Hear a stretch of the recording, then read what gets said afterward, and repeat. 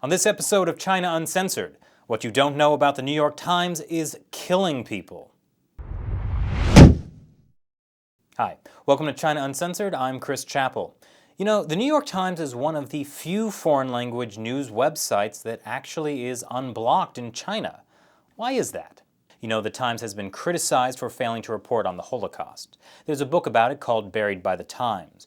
During all of World War II, the story of the Holocaust made the front page only 26 times out of 24,000 front page stories, and in only 6 of those were Jews identified as the primary victims.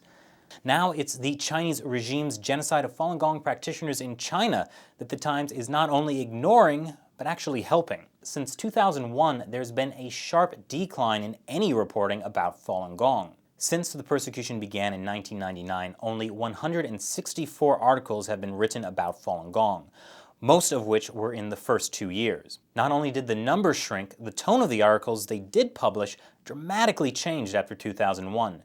Considering Falun Gong is a persecuted group inside China, you'd think the stories would, be about China. But since 2003, not a single meaningful article about Falun Gong inside China was published.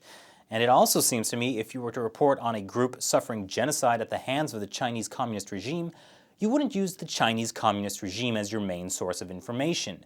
But that's exactly what the New York Times has been doing. So before 2001, Falun Gong was described as a peaceful spiritual practice with roots in traditional Chinese culture that were victims of a, quote, propaganda blitz which recalls Maoist campaigns of the 1950s and 60s. But after 2001, suddenly Falun Gong practitioners began to sound like they were the bad guys. In a third of the articles the New York Times published about Falun Gong, they described the practice as a sect, or just used the Chinese regime's term, evil cult. And it's really stopped sounding like they were even being persecuted.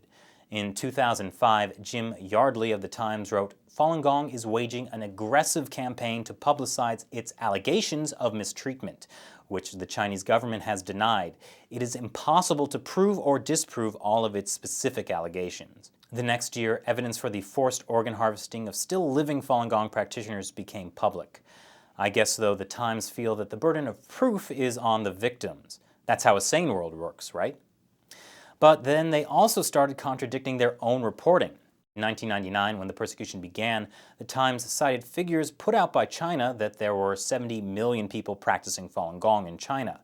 But then in 2001, Craig Smith wrote that the number was made up by Falun Gong practitioners and that, quote, closer scrutiny suggests the movement in China never numbered more than several million.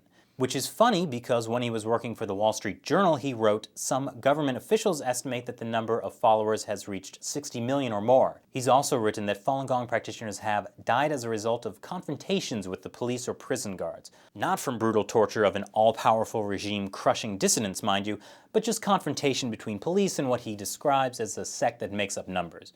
I'm sure they just fell down the stairs. So if the Times is your only source, you get the skewed image that Falun Gong is a weird extremist group that on the one hand could very well not be suffering persecution, but also at the same time has been crushed by the Chinese regime. And it's really weird that there was such a big shift after 2001. I wonder what happened. You know, it's not like I have access to the inner workings of the New York Times or the Chinese government for that matter. But it does strangely seem to coincide with an exclusive interview the New York Times happened to pull off with Jiang Zemin, then leader of China and also the guy who started the persecution against Falun Gong. Then suddenly after that interview, the New York Times website became unblocked in China, and to this day remains one of the few foreign news sites to be so. In fact, Professor Jiabao said the New York Times is the only international newspaper available at Beijing University's library, and they just happen to be towing the party line about the biggest human rights violation of the 21st century. Pretty random coincidence, huh?